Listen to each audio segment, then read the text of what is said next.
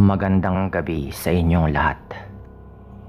Tawagin niyo akong Troy at balak ko lang na ibahagi sa inyong channel yung naging karanasan ng aking lolo Paldo noong siya ay binata pa. Nangyari ito sa isang liblib na baryo sa bahagi ng Leyte. Noong mga panahong yun kasi, talamak yung mga usapin tungkol sa aswang sa kanilang baryo. Palibhasa, maliban sa liblib yung kanilang baryo, wala pa silang kuryente ng panahong yon. Itong kanyang karanasan ay nangyari noong minsang tumatambay siya sa may labas ng kanilang bahay. Buntis po kasi noon ang kanyang nakatatandang kapatid na tawagin nating Lola Epang. Kaya madalas ay nasa labas siya para siguraduhin na walang aswang na makalalapit sa kanilang bahay. Wala namang naramdamang kakaiba si Lolo noon, lalo na nga nung una. Ang ginagawa kasi nito, gumagawa siya ng sigaron, kaya't napakaliwanag ng paligid ng tapat ng bahay nila kapag kaganoon. Ayon pa kasi sa kanyang ama, mainam daw yon para walang aswang na makakalapit, dahil takot daw yung mga yon sa liwanag. Gawa ng ayaw nilang makilala yung kanilang tunay na pagkatao. Ngunit ng mga nasa 7 buwan na raw yung dinadala ng kapatid ni Lolo, doon na nga sila nakaranas ng mga pang-aaswang. Madalas daw, pagpatak ng mga 6 pa lang, may naririnig na silang parang huni ng pato sa paligid. At tuwing maglilibot siya para hanapin kung saan nga ba yun nagmumula, wala naman daw siyang nakikita. Dahil doon, kung noong mga unang buwan sa pagdadalang tao ni Lola Epang ay hanggang 8:00 lang ng gabi si Lolo sa labas ng bahay, noong mga panahong yun daw ay umaabot na siya ng mga 2:00 ng madaling araw kung minsan. Sinisigurado daw kasi niya na walang aswang at baka kung ano pa raw yung mangyari sa kanyang kapatid. Hindi rin naman makakatulong sa kanya ang kanilang mga magulang dahil may katandaan na raw yung mga ito noong panahong yon. Isang araw, habang nakatambay sa may labas ng kanilang bahay, hindi niya inisip na makakatulog siya ron. Ayon pa kasi kay Lolo, parang biglaan lang daw siyang inantok at hindi nga niya mapigilang makaidlip. Dahil wala namang kakaiba sa paligid at maliwanag naman daw yung siga sa may tapat ng kanilang bahay, hindi nga siya nabahala noon. Ngunit nang makaidlip ng araw ito, doon na nga nagreklamo yung kanyang kapatid na sobrang sakit daw ng kanyang tiyan. Hindi rin agad nalaman ni Lolo yon, gawa ng himbing nga siya sa kanyang pagtulog. Makaraan pa nga yung mahigit 30 minuto ay nagising na raw siya dahil sa kakaibang init na kanyang nararamdaman. Pagkamulat ng mga mata ni Lolo, napaisip siya dahil wala nang apoy sa kanyang siga at hindi niya alam kung sino nga ba yung nag-apula nun. Dahil doon, nagpa siya nga siyang dagdagan yung mga tuyong dahon ng niyog na kanyang nilagay. At saktong pagkalagay nga niya ng tuyong dahon ng niyog nung meron siyang marinig na parang alulong ng mga aso sa hindi kalayuan. Kinilabutan daw si Lolo noon, kaya't inihanda nga niya ang kanyang itak. Alam niyang may hindi maganda sa paligid at kailangan niyang makapaghanda dahil baka aswangin daw si Lola Epang.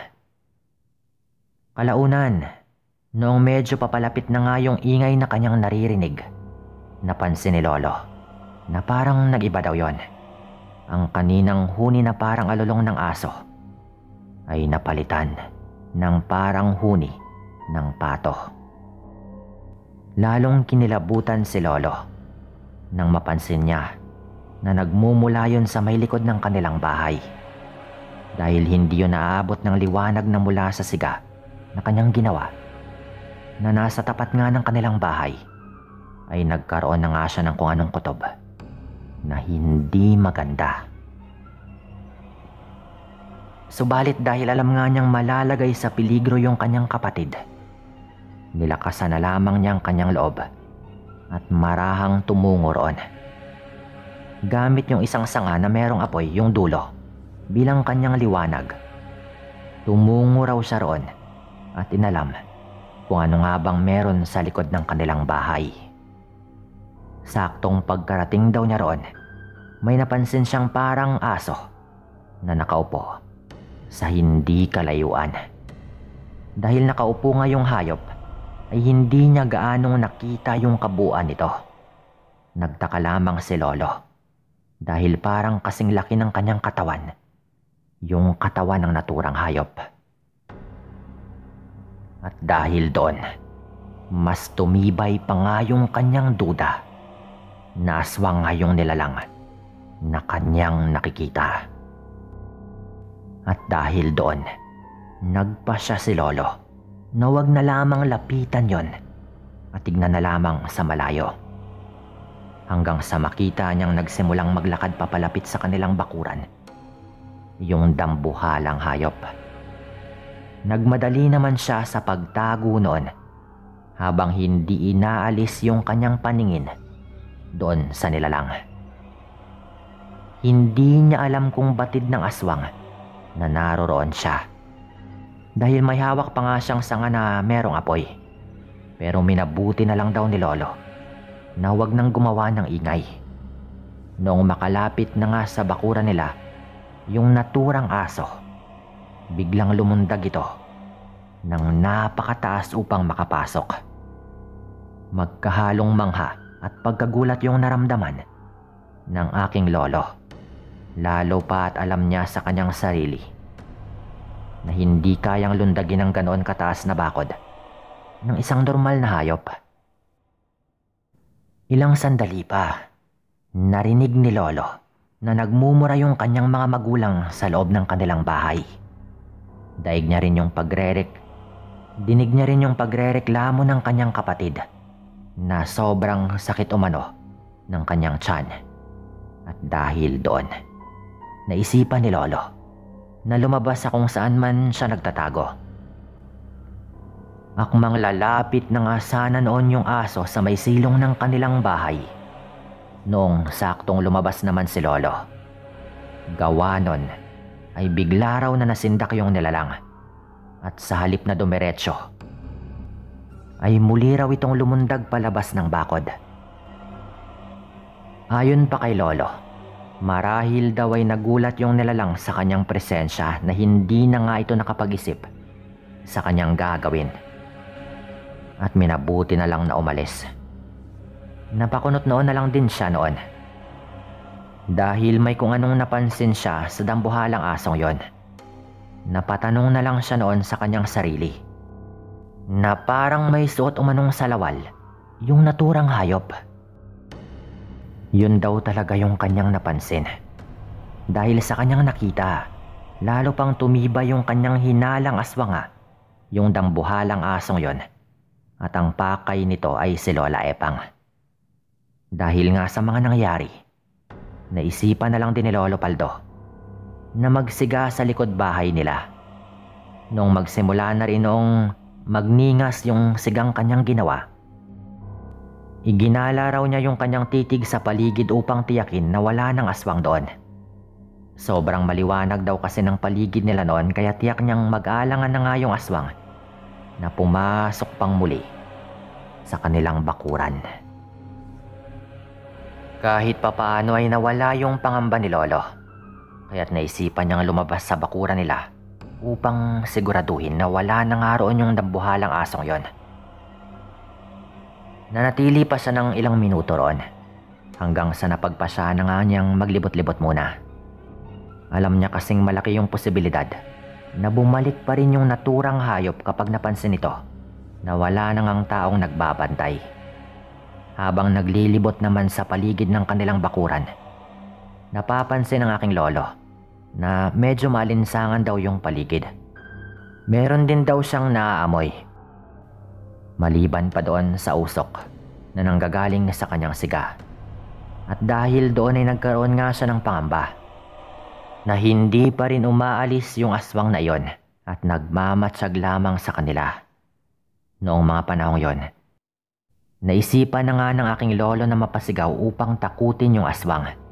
Nagbanta siya na sa oras na hindi pa rin ito umalis, ay maglilibing daw siya ng mga bugok na itlog sa paligid ng bahay upang hindi na talaga makapasok yung aswang.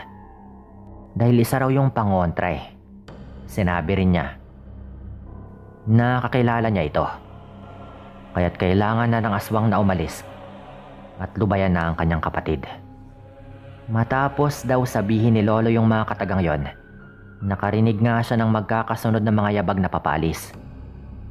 Napakatahimik kasi ng paligid, kaya talagang umaalingaw-ngaw daw yon sa paligid na parang meron talagang tumakbo. Ngunit kahit saang dako mapalingon si lolo ay wala naman siyang nakitang nilalang. Sinubukan pa nga niyang itaas yung kanyang hawak na apoy mula nga doon sa isang sanga na kinuha niya sa siga. Muli pa nga raw niyang inikot yung buong paligid ng kanilang bakuran, at nang wala na nga siyang naramdamang kakaiba ay napagpasya na nga niyang umakyat na muna sa kanilang bahay para makaidlip. Dahil sa ilang gabi na rin siyang nagpupuyat, pinaumagahan na nga nang magising si lolo. Agad siyang lumabas ng kwarto niya at tinanong si Lola Epang kung kamusta nga yung kanyang pakiramdam. Sinabi naman ng kanyang kapatid na nawala na nga yung pananakit ng kanyang tiyan noong nawala na rin yung ingay sa labas ng bahay. At bunsod po nito, ikwinento nga ni lolo yung mga nangyari noong siya ay naglilibot. Maging yung kanilang mga magulang ay nabahala dahil sa nakita ni lolo. Sinabi nila na mas kailangang pagigihan ni lolo yung kanyang pagbabantay. Gawa ng malapit na nga yung kabuwanan ni Lola Epang.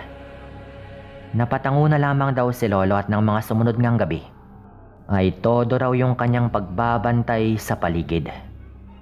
Tandang-tanda ni lolo na sa 8 buwan na nga po noon yung tiyan ni lola noong makaharap na nga niya yung aswang. At yun yung dahilan kung bakit nga niya ito nakilala. Mag-alas 2 na naman daw ng madaling araw noon, kaya't naisipan na nga ni lolo na pumasok na sa kanilang bahay para makatulog. Ngunit akmang hakbang na nga sana siya sa may hagdanan, may napansin siyang parang marahang naglalakad at umiikot sa kanilang bakuran. Dahil doon, kinuha ni lolo yung kanyang itak at lumabas daw siya sa kanilang bakuran upang bantayan ang kung anumang nilalang na naroroon. Malakas daw kasi yung kanyang hinala na aswang talaga yon. Kaya't naisipan niya na talagang tatagain niya ito kapag lumapit yon sa kanya. Nagtago nga si lolo sa may gilid ng kanilang bakod at naghintay sa malaking aso na pasimple pang naglalakad habang palingalinga sa kanilang bahay. Napailing na lang si lolo dahil kitang-kita niya na nakasuot ito ng salawal. Halos matawa na nga noon si lolo eh. Dahil sa pangalawang pagkakataon, ayun nga ulit yung kanyang nakita. Pero pinigilan daw niya ang kanyang sarili para hindi nga siya makagawa ng ingay. Naging malakas daw yung kanyang kutob na aswang talaga yon. At yun din mismo yung kanyang nakita noong nakaraan. Napawika na lang siya sa kanyang sarili na makakatikim sa kanya yung aswang na iyon. Saktong pagkalapit naman ng nilalang sa kanya, walang pagdadalawang isip niyang tinaga ito sa ibabang bahagi ng kanyang likod. Dahil hindi naman nakapaghanda yung nilalang na iyon, nagawa siyang masugatan ni lolo at napunit pa raw yung suot pa rin itong salawal. Mabilis na tumakbo noon yung aso at hindi man lang ito umatungal. Kagaya ng mga normal, hindi na nga raw nilingon ng dambuhalang hayop na iyon si lolo at pati na rin yung napunit nitong salawal. Nakakatawa man pero yun daw yung nangyari. Sinubukan pang ilawan ni lolo yung tinahak na daanan ng aswang. Pero hindi na nga po niya ito nakita pa.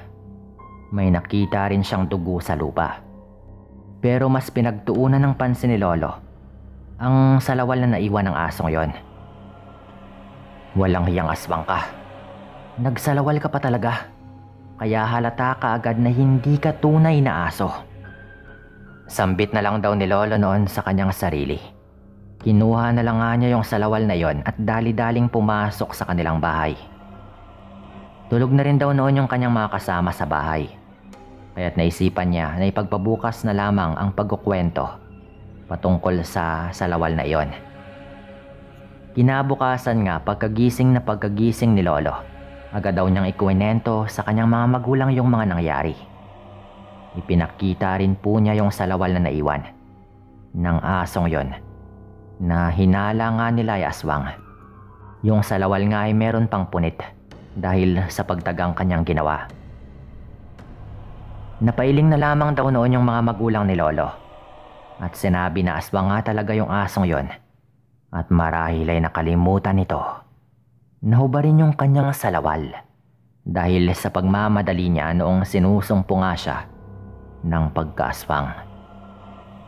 Bandang 9:00 nga ng umaga, nagulat si Lolo dahil may mga taong paparating sa kanilang bahay.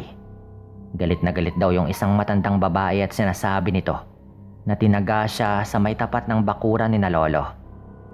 At naging dahilan yon para iwan niya ang kanyang salawal. At yung matindi pa, siya pa talaga yung nagpakita ng kanyang sugat sa may bandang bewang. Kaya agad ngang nagkatitigan si na Lolo at ang kanyang mga magulang. Sinabi naman agad ng mga magulang ni Lolo na walang matandang nakasalawal na tinaga si Lolo. At kung meron man siyang tinaga, ay isang asong nakasuot ng salawal na marahil ay isang aswang. At kung siya nga raw yung may-ari ng salawal, edi wala nang ibang paghihinalaan kung sino nga ba yung aswang kundi siya rin. Hindi maintindihan nila Lolo noon, pero parang meron daw problema sa pag-iisip yung matandang ito. Mukhang isang araw itong aswang, pero parang wala na sa katinoan. Napatahimik na lang daw noon yung matanda at napaisip daw ito at walang ano-ano ay napasigaw daw yun ng malakas at nagbanta kina Lolo. Pero ibinalik na lang daw ni Lolo Paldo sa kanya yung kanyang banta. At ayon nga sa mga magulang ni Lolo, malakas daw yung kanilang kutob na hindi alam ng matandang yon yung kanyang ginagawa kapag inaatake siya. Dahil matandang-matanda na rin daw talaga ito. Pero mukhang hindi pa tapos yung kanyang pagkauhaw sa laman bilang aswang. Pati nga raw yung salawal ay binalik na lang din ni Lolo. Nakita raw yun ng mga kasama ng matanda. At binantaan pa nga raw ni Lolo na kapag bumalik pa ito, ay baka hindi na sa may bewang niya ito mataga, kundi sa may leeg na. Pagkatapos ngang sabihin ni Lolo yon ay agad na raw na napayuko yung matanda, na parang biglang natauhan. Kahit na ilang ulit daw ay hindi nakalingon yung matanda sa kanila noong umalis na raw ito. Halos matawa naman daw si na Lolo noon, dahil nga sa mga nangyaring talagang kakaiba. Pero syempre, nag-iingat pa rin po sila at baka bumalik pa rin po yung hayop na aswang na iyon. Sa kabutihang palad naman daw ay wala namang bumalik. Hindi na rin daw nila nakita doon banda sa kanila yung matanda. Pero syempre kumalat daw yung tungkol doon at marami ng araw na nakaalam na may kakaibang lihim talaga yung matandang yon. Pero dito ko na rin po tatapusin ito at maraming salamat po sa lahat ng mga nakinig at paalam.